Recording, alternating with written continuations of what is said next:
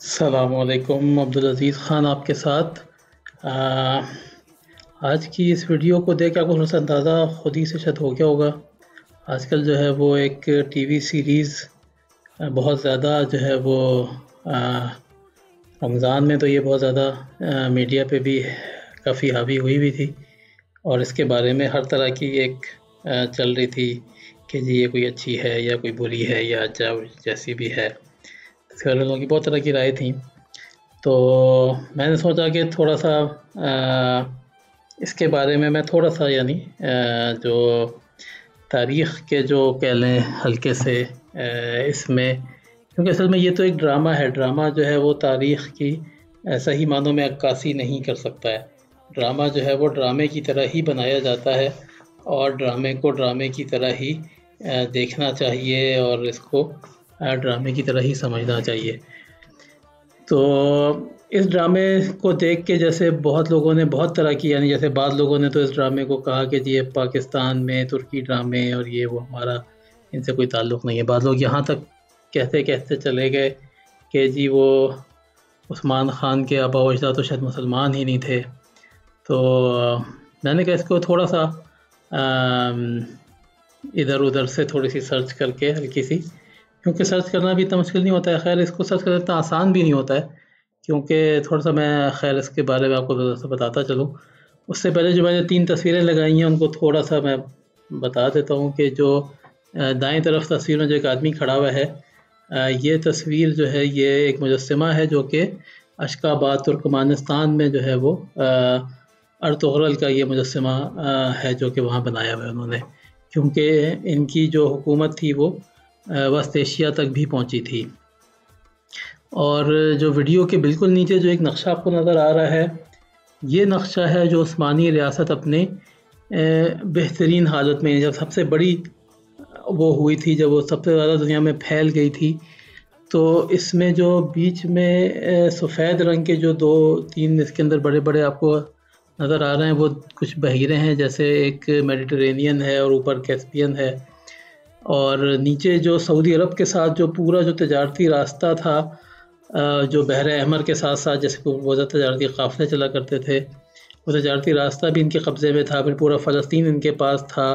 پورا شمالی افریقہ ہے، پھر وسطی یورپ ہے، اور پھر وسط ایشیا کے بھی کافی ممالک ہیں۔ یعنی آج کل کے حساب سے اگر دیکھے جائیں تو میرا نہیں خیال کہ یہ کوئی 25-30 سے کم ممالک ہی بنیں گے۔ تو اتنے بڑے علاقے تک عثمانی ریاست پھیلی تھی، لیکن یہ تصویر ہے 1683 کی، عثمانی ریاست کی۔ عثمان خان نے ایک چھوٹے سے گاؤں میں جب اس نے اس کی بنیاد رکھی تھی تو وہ 1299 کا زمانہ تھا، تو اس کے بیچ میں تقریباً 400 سال کا فرق ہے۔ تو یہ تھوڑا سا ذہن میں رکھیں جو لوگ ڈرامہ دیکھ رہے ہیں۔ تو جیسے بعض لوگوں کو ڈراموں کا انداز لگتا ہے کہ ان کو لگتا ہے پتہ نہیں یہ ڈرامہ کیا تھا، یہ لوگ پتہ نہیں کیا تھے۔ تو تھوڑا سا اس والی ویڈیو میں ارطغرل اور اس کے جو باپ، جس کو یہاں پہ سلمان شاہ بتایا گیا ہے، اس تک ابھی رکھوں گا۔ عثمان خان کے اوپر میں کوشش کروں گا کہ کوئی اگلی ویڈیو ایک اور الگ سے بنا دی جائے۔ اچھا، اس میں جو نیچے ایک اور نقشہ میں نے بنایا ہے دائیں طرف، جس میں ایک لال رنگ کا آپ کو نظر آ رہا ہے بہت بڑا سا ایک علاقہ، تو یہ سلجوق حکمران یہاں سے انہوں نے اپنی شروع کی تھی۔ یعنی سلجوق اس کے بعد کافی پھیلے تھے، اور جب سلجوق ختم کر دیے گئے تھے، اس سے پہلے جب وہ آخری دفعہ پھیلے تھے تو وہ ان کا اثر جو ہے وہ ایران تک بھی پہنچا تھا۔ یعنی اس طرف وہ بالکل یورپ، اور اس طرف وہ مشرق کی طرف وہ ایران کے قریب کے علاقوں میں بھی تھے، تو کافی بڑا علاقہ ان کے پاس تھا۔ لیکن وہ وہی والی بات ہے، اس زمانے میں آپ کے نیچے چھوٹے چھوٹے سلطان ہوتے تھے، ہر آدمی اپنی اپنی حکومت بنا کے بیٹھا ہوتا تھا، بڑے بادشاہ کے ساتھ صرف اس کا ایک خراج دینے کا ایک تعلق ہوتا تھا بس، ورنہ ہر آدمی اپنے علاقے میں ایک اپنی طرح کا حکمران ہوتا تھا۔ تو سلجوق کے ساتھ جو ہے وہ ان سے مغرب کی طرف اگر آپ دیکھیں جو علاقے ہیں، اس علاقے میں بازنطینی حکومت تھی، یعنی اس میں صلیبی رہتے تھے، اور وہاں پہ جو ہے وہ عیسائیوں کی یعنی کہہ لیں کہ حکومت تھی۔ سلجوق جو ہیں وہ مسلمان تھے۔ جیسے بعض لوگوں نے یہ تک کہا کہ شاید اس کے ارطغرل کے ماں باپ مسلمان تک نہیں تھے، سلجوقوں کے زیر اثر تھے یہ، تو سلجوق مسلمان تھے۔ ہاں یہ الگ بات ہے کہ وہ چونکہ یورپ کے ساتھ بالکل رہنے والے مسلمان تھے، تو ان کے اوپر جو ہے وہ عیسائی چھاپ کافی زیادہ ہے تاریخ میں جو ہمیں ملتی ہے۔ تو اس کی تھوڑی سی اچھی تو نہیں، لیکن ایک ذرا بری مثال جو ہمارے یہاں کے بھی جو نام نہاد لبرل لوگ ہیں جو کہ مسلمان ہیں لیکن شراب بھی پی لیتے ہیں، اور اس طرح سے آپ کو تو خیر مجھ سے زیادہ پتہ ہوگا میڈیا کو اگر دیکھیں تو مسلمان تو بہرحال ایک آدمی رہتا ہے، تو اس طرح سے سلجوق بھی مسلمان تھے، ان کے تھوڑے سے اعمال جو تھے وہ خیر اتنے وہ نہیں تھے۔ تو سلیمان شاہ کی اگر ہم بات کریں تو اس میں جو ایک میں اس کو اب کیا کہوں، مزے کی بات ہی کہہ سکتا ہوں، تو ایک مزے کی بات ہے کہ سلیمان شاہ کے تو نام پہ بھی جو ہے وہ تھوڑا سا اعتراض ہے کہ سلیمان شاہ کا جو ہے وہ نام سلیمان شاہ نہیں تھا۔ سلیمان شاہ کی چونکہ اچھا میں ایک بات بیچ میں اور بتاتا چلوں کہ، اور یہ آپ کو بھی ویسے اندازہ ہونا چاہیے، اور جب بھی کوئی تاریخی چیز دیکھیں تو یہ تھوڑا سا کچھ چیزوں کو آدمی فوراً خود ہی سے اندازہ لگا لیتا ہے کہ دیکھیں جن لوگوں کی کوئی بہت بڑی ایک حیثیت نہیں ہوتی ہے دنیا کی چیزوں میں، ان کی بہت زیادہ تاریخ بھی مرتب نہیں کی جاتی ہے، کیونکہ تاریخ مرتب کرنے کی ضرورت نہیں ہوتی ہے بہت زیادہ۔ یعنی مثلاً ایک مثال میں آپ کو دیتا ہوں، جیسے اللہ کے نبی کے جو آباء و اجداد تھے، ان کے ناموں اور ان کی تاریخوں اور ان کی سب چیزوں میں بہت زیادہ یعنی بہت ہمیں صحیح طرح سے نہیں پتہ ہے۔ اچھا، اور اللہ کے نبی کا آباء و اجداد کو اگر ہم چھوڑ بھی دیں تو حضور سے پہلے جو کعبہ جو کتنا ایک مقدس جگہ بھی تھی، لیکن کعبہ کو سنبھالنے والے جو لوگ تھے ان کی بھی کوئی تاریخ نہیں ملتی، کیونکہ عربوں کا کوئی بہت بڑا دنیا میں رول ہی نہیں تھا۔ آپ کا رول جو ہے جب اگر نہ ہو تو آپ کے بارے میں تاریخ بھی نہیں رکھی جاتی ہے۔ تو یہ جو کائی قبیلہ تھا یہ بالکل ایک چھوٹا سا قبیلہ تھا، اس کی مثال آپ آج کل کے زمانے میں بالکل کسی بھی پنجاب کے نواحی علاقے کسی گاؤں سے آپ دے سکتے ہیں کہ جیسے ایک گاؤں ہوتا ہے، وہ گاؤں کسی آدمی کا ہی ہوتا ہے، شروع میں اس آدمی کے ہی بچے رہ رہے ہوتے ہیں، اس طرح سے وہ بڑے ہوتے ہوتے ایک بہت بڑے علاقے پہ رہنے لگتے ہیں، تو وہ گاؤں ایک گاؤں سا بن جاتا ہے۔ تو اچھا، اور یہ جن لوگوں نے ڈرامہ دیکھا ہے اس میں جو چیز کچھ چیزیں چونکہ ڈراموں میں تھوڑا سا صحیح بھی ہوتی ہیں، جن سے غلط بھی ہوتی ہیں، تو سلیمان شاہ جس کو کہا گیا ہے یہ صاحب جو کہ ڈرامے بھی دکھایا گیا ہے شروع کی قسطوں میں کہ ان کے پاس کوئی اپنی زمین تک نہیں تھی، یہ شروع میں تو صرف زمین حاصل کرنے کی کوشش میں ہی لگے ہوئے تھے کہ ان کو کوئی زمین مل جائے۔ ان کے پاس ہاں ایک جاں باز لوگوں کا ایک دستہ تھا، ایک ان کے پاس 5-6 ہزار سپاہی تھے، لیکن ان کے پاس کوئی زمین نہیں تھی، کوئی رہنے کی اس طرح سے کوئی مستقل جگہ نہیں تھی۔ اور سلیمان شاہ کا جو ہے وہ اگر ہم تھوڑا سا بایو ڈیٹا کی طرف اگر جائیں، سلیمان شاہ کی پیدائش جو ہے وہ تقریباً 1150 عیسوی کے کچھ بعد، یعنی شاید 1167-1168 کے زمانے میں ہوئی ہوگی، اور 1225 کے زمانے میں ان کا انتقال ہو گیا۔ خیر یہ نمبرز کوئی اتنے وہ نہیں ہو سکتے کیونکہ تاریخ میں چیزیں اتنی بھی وہ نہیں ہیں، لیکن خیر اگر اس کو تھوڑا سا صحیح بھی لیا جائے تو یہ وہ زمانہ ہے جس زمانے میں چنگیز خان جو ہے وہ دنیا کے اوپر حکومت کر رہا تھا، اور منگول اپنی پیک کے اوپر تھے دنیا میں۔ چنگیز خان کا 1227 میں انتقال ہو گیا، تو چنگیز خان کا پیک کا زمانہ تھا یہ۔ تو چنگیز خان کے پیک کے زمانے میں جو ہے یہ ارطغرل اور سلیمان شاہ کی جو جدوجہد جو شروع کی دکھائی گئی ہے، اس زمانے میں دنیا میں جتنی بھی چیزیں ملتی ہیں وہ چنگیز خان کے توسط سے ملتی ہیں۔ چنگیز خان کی اگر آپ ویکیپیڈیا پیج پہ جا کے دیکھیں تو چنگیز خان نے اپنے دور کی بہت بڑی بڑی طاقتوں کا بالکل خاتمہ کر کے رکھ دیا۔ سلجوق جو حکومت تھی ترکی کے اوپر، وہ پوری حکومت ختم ہو گئی۔ تو لیکن یہ جو ایک چھوٹا سا قبیلہ تھا اس کا کہیں پہ کوئی ذکر نہیں ہے تاریخ میں ارطغرل اور اس کے باپ کا کوئی بہت بڑا ذکر نہیں ہے۔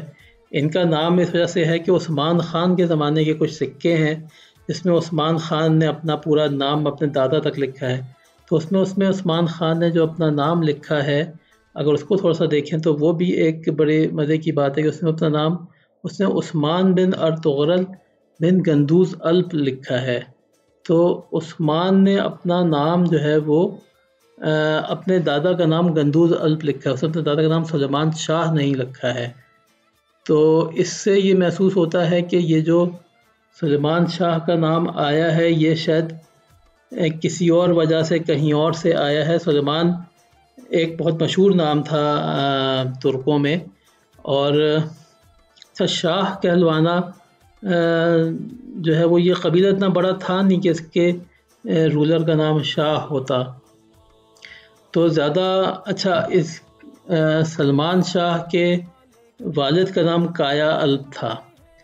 تو کایا الپ اور بیٹے کا نام ارطغرل تھا، تو کایا الپ اور ارطغرل کے بیچ میں ایک سلمان شاہ کا آ جانا بھی بذات خود ایک تھوڑی سی ایک وہ رکھتا ہے کہ عام طور پہ نام ایک جیسے ہی ہوتے ہیں۔ سلمان شاہ کے بیٹوں کے اگر آپ سب کے نام پڑھیں تو ارطغرل تھا، پھر دندار تھا، پھر گندوگدو تھا، پھر سنگر تکین تھا۔ تو جیسے ترکوں میں یہ الپ تگین اور سبک تگین اور سنگر تکین اور اس طرح کے نام ہوا کرتے تھے، اور اسی طرح کے عجیب عجیب نام یعنی جیسے کہ قباد اور کہ خسرو اور اس طرح کے سلجوقوں میں بھی مختلف قسموں کے نام ہوتے تھے۔ تو نام عام طور پہ ان لوگوں کے تھوڑے سے ٹپیکل ہوتے تھے جو کہ عام ناموں سے تھوڑا سا فرق ہوتے تھے۔ ہاں یہی بات پھر عثمان خان کے نام پہ بھی عثمان کے نام پہ بھی آ سکتی ہے کہ عثمان کا نام بھی تو پھر عثمان تھا، تو اس میں ہم یہی کہہ سکتے ہیں کہ عثمان جو ہے وہ عثمان غازی کے نام سے یعنی جو جانا جاتا ہے، تو عثمان غازی کا نام چونکہ ہمیں تاریخ کی چیزوں میں ملتا ہے تو ہم عثمان غازی کے نام کے اوپر کسی بھی طرح کی بحث نہیں کر سکتے ہیں، کیونکہ سلطنت عثمانیہ کا نام عثمان کے نام پہ رکھا گیا تھا، لیکن عثمان کے دادا کا نام سلیمان شاہ تھا یا نہیں تھا اس کے اوپر ایک بحث جو ہے وہ کی جا سکتی ہے، کیونکہ تاریخ میں اس آدمی کے ہمیں دو نام ملتے ہیں۔ عثمان غازی کے اپنے بنائے ہوئے سکوں میں بھی اس کا نام جو ہے وہ ہمیں کچھ اور ملتا ہے۔ تو خیر اب اس تفصیل کو بہت زیادہ آگے نہیں لے کے جاتے، تو کہنے کا مطلب یہ ہے کہ چنگیز خان کے دور میں یہ ایک قبیلہ تھا جس کو اس زمانے میں سلجوق لوگوں کی دنیا پہ حکومت تھی۔ یہ جو ایک اور نقشہ میں بتاتا ہے اس میں سلجوقوں کا جو آپ دیکھ رہے ہیں لال رنگ کا جو یہ جو پورا علاقہ ہے سلجوقوں کا، تو اس میں انہوں نے اس قبیلے کو صرف استعمال کیا تھا کہ اپنی کچھ سرحدوں کو محفوظ رکھنے کے لیے آپ ایک جیسے بفر زون بنا دیتے ہیں کہ جی میری سرحد اور ایک بڑے ملک کے بیچ کی سرحد میں آپ نے کچھ طاقتور سے لوگوں کو یعنی جو بڑے محنتی اور جنگجو لوگ تھے ان کو وہاں ٹھہرا دیا تھا کہ وہاں سے اگر کوئی فوج آئے گی تو وہ فوج سیدھی آپ کے اوپر نہ آ جائے، وہ پہلے ان لوگوں سے ٹکراتی ہوئی آئے۔ تو یہ ایک بادشاہوں کا ہمیشہ طریقہ تھا کہ وہ لوگوں کو تھوڑا سا اپنا ایک اثر بھی دینے کے لیے اور ان کو تھوڑا سا احسان مند رکھنے کے لیے بھی ایک جگہ بھی دے دی اور ایک اپنا فائدہ بھی اٹھا لیا۔ تو ان لوگوں نے جب سلجوقوں سے زمین مانگی تھی، سلجوقوں نے ان کو ایک زمین دے دی تھی کہ وہاں سے ان سلجوقوں کو یہ ڈر تھا کہ ہمارے اوپر وہاں سے کہیں عیسائی حملہ آور نہ ہو جائیں، تو عیسائیوں کے حملوں سے بچانے کے لیے جو ہے وہ ان کو بیچ کی ایک زمین دی گئی تھی، ورنہ اس قبیلے کے پاس پہلے کوئی زمین تک نہیں تھی۔ جیسا کہ بعض لوگ اس ڈرامے سے یہ سمجھ رہے ہیں کہ سلمان شاہ شاید کوئی بادشاہ تھا اور اس بادشاہ کی کوئی بہت بڑی فوج تھی اور اس سے جو ہے وہ بڑے لوگ ڈرے رہتے تھے یا وہ کچھ کرتا ورتا تھا، تو ایسی کوئی بات اصل میں شاید نہیں ہے۔ ہاں یہ تھا ضرور شاید کہ جو ہے وہ سلجوقوں کی کوئی شہزادی جو ہے وہ کسی طرح سے ان لوگوں کے پاس آ گئی اور پھر ارطغرل کی شاید اس سے شادی ہو گئی، تو اس کے بعد ان کا سلجوقوں میں جو اثر و رسوخ تھا وہ تھوڑا سا ان کا بڑھ گیا تھا۔ تو یہ اس طرح کی چیز آپ کو تاریخ میں تھوڑی سی مدد ضرور کر دیتی ہے، کیونکہ آپ کو جو ہے وہ بڑے لوگوں کے ساتھ ایک تعلقات بڑھانے بھی بہت ضروری ہوتے ہیں۔ تو خیر سلمان شاہ کو ہم سلمان شاہ کہیں یا ہم اس کو جو ہے وہ اس کے اس نام سے پکاریں جس نام سے اس کے پوتے نے اس کو پکارا ہے، تو پھر تو ہم اس کو سلمان شاہ کے بجائے گندوز الپ کہنا پڑے گا۔ تو گندوز الپ جو تھا وہ جیسا کہ میں نے آپ کو شروع میں بتایا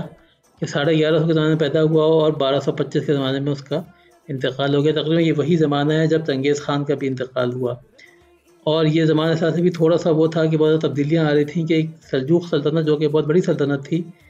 پوری کی پوری سلطنت جو ہے جو کہ رومی سلطنت کہلاتی تھی، وہ سلطنت جو ہے وہ ایک اور سلطنت یعنی خوارزمی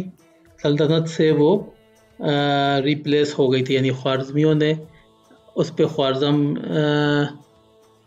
وہ پھر خوارزمیہ کہلانے لگی تھی، یعنی اس کے رولر جو ہیں وہ بدل گئے تھے، اور خوارزمیوں کو بھی زیادہ لمبا عرصہ نہیں مل سکا کیونکہ پھر چنگیز خان جو باقی دنیا میں اور ادھر ادھر چین میں جو پھیلا رہا تھا اپنے سب کچھ، وہ اسی زمانے میں وہ جیسے ہی یہ سلطنت بدلی تھی اسی زمانے میں اس نے بھی پھر آ کے خوارزمیوں پہ حملہ کیا، کیونکہ اس علاقے میں بہت زیادہ فساد اور بہت زیادہ اس طرح کی چیزیں مسلسل ہو رہی تھیں، یعنی لوگ جو ہیں بہت زیادہ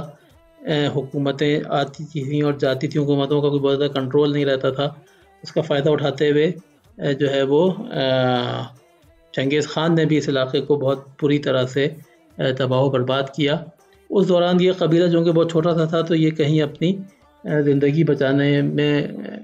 کے قابل رہ گیا ہوگا، اور ویسے بھی یہ قبیلہ شاید جو ہے وہ عیسائیوں کی طرف تھا، یعنی یہ روم کا یعنی کہہ لیں جو ترکی کا وہ حصہ جو کہ ترکی کے شمال میں ہے، جو کہ تھوڑا سا ترکی سے یورپ کی طرف ہے، اس طرف یہ قبیلہ تھا، کیونکہ ان کو عیسائیوں سے بچانے کے لیے وہاں پہ رکھا گیا تھا۔ اور چنگیز خان تو چونکہ آیا تھا مشرق کی طرف سے یعنی چین کی طرف سے، تو چنگیز خان کے راستے میں یہ لوگ نہیں آئے تھے ڈائریکٹلی۔ تو خیر،